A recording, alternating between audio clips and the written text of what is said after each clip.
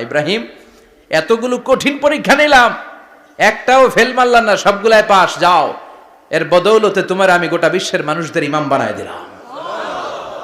ইমাম মানে নেতা। ইমাম মানে কি? নেতা। নেতা হওয়া এত সহজ না। আগুনে পুড়িয়ে পুড়িয়ে যেমনি খাঁটি সোনা বানানো হয়, তেমনি কষ্টি পাথর দিয়ে যাচাই করে করে, পরীক্ষা করে করে আল্লাহ তাআলা সাইয়েদনা ইব্রাহিমকে এই মর্যাদার আসনে বসিয়েছেন।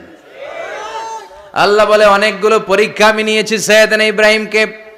আল্লাহ যারে পছন্দ করে বেশি, তার জীবনে পরীক্ষাও বিশ্বনবী বলেন, আসাদ্দুন নাসি বালাআন আল আম্বিয়া। এই দুনিয়ার বুকে সবচাইতে বেশি পরীক্ষা নেয় আল্লাহ নবীদের।